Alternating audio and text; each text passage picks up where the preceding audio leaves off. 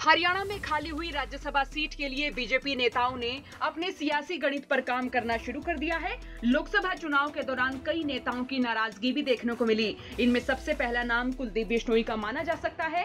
राजस्थान में तकरीबन 37 विधानसभा सीटों पर बिश्नोई वोटरों का दबदबा रहा है, जो हार जीत का बड़ा असर डालते हैं। राजस्थान के विधानसभा चुनाव में कुलदीप बिश्नोई ने 27 सीटों पर अपना दारोमदार दिखाया और यहां से बेहतरीन उम्मीदवारों को चुनावी मैदान में उतारा और नतीजा रहा कि 27 सीटों में से 22 सीटें बीजेपी की झोली में आई। यानी कह सकते हैं कि कुलदीप बिश्नोई की राजस्थान विधानसभा चुनाव में मेहनत कामयाब हुई। माना जा रहा था कि कुलदीप बिश्नोई को इस मेहनत का बड़ा तोहफा मिलेगा, लेकिन ना तो कुलदीप बिश्नोई के बेटे भव्य बिश्नोई को नायब सैनी सरकार में मंत्री बनाया गया और न ही कुलदीप बिश्नोई को हिसार लोकसभा सीट से टिकट दी गई। तो वहीं खबर है कि खाली हुई राज्यसभा सीट के लिए बीजेपी के दर्जन भर नेताओं ने दिल्ली दरबार में हाजिरी लगानी शुरू कर दी है। इसी बीच कुलदीप बिश्नोई की दिल्ली में केंद्रीय गृह मंत्री अमित शाह से मुलाकात हुई।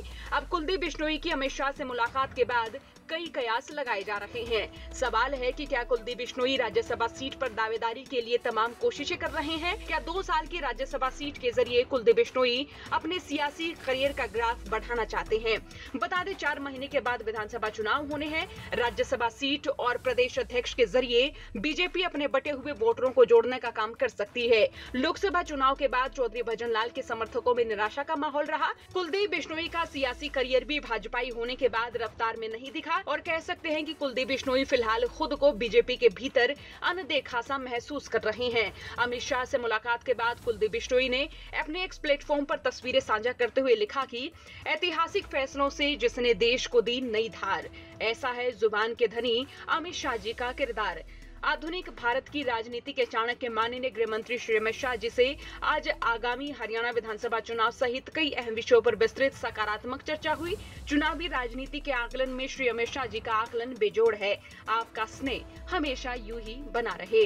अब कह सकते हैं कि अगर कुलदीप बिश्नोई को राज्यसभा में बीजेपी पहुंचाती है तो ये बीजेपी के लिए मास्टर स्ट्रोक जैसा ही होगा और कुलदीप बिश्नोई भी वैसा माहौल बना सकते हैं जैसा उन्होंने बिश्नोई बाहुल्य सीटों पर राजस्थान के विधानसभा चुनाव में बनाया था।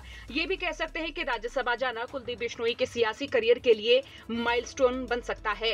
हालांकि बीजेपी में कुलदीप बिश्नोई के पक्ष में खड़े होने वाले नेताओं की कमी रही है, तो हो सकता है कि राज्यसभा में दावेदारी के लिए भी कुलदीप बिश्नोई के लिए बीजेपी नेता रोड़ा अटकाने का काम कर सकते हैं।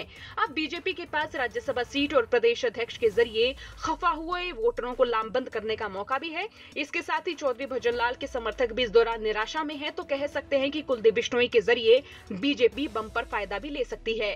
लेकिन यहाँ बात एससी और जाट चेहरे पर भी अटकी हुई है, क्योंकि दोनों ही वर्गों के एक होने से बीजेपी ने 5 सीटों पर हार का मुंह देखा है। अब देखना होगा कि बीजेपी विधानसभा चुनाव के लिए क्या नया प्लान बनाती है। एक और एससी और जाट चेहरे पर बात अटकी हुई है, तो वही दूसरी ओर बीजेपी कुलदीप बिश्नोई के जरिए कोई बड़ा प्लान भी तैयार कर सकती है। बहरहाल कुलदीप बिश्नोई की राजनीति को लेकर आपका क्या सोचना है, राय रखिए। साथ ही चौगरदे की खबरों के लिए बने रहिए हरियाणा तक के साथ। ब्यूरो रिपोर्ट हरियाणा तक।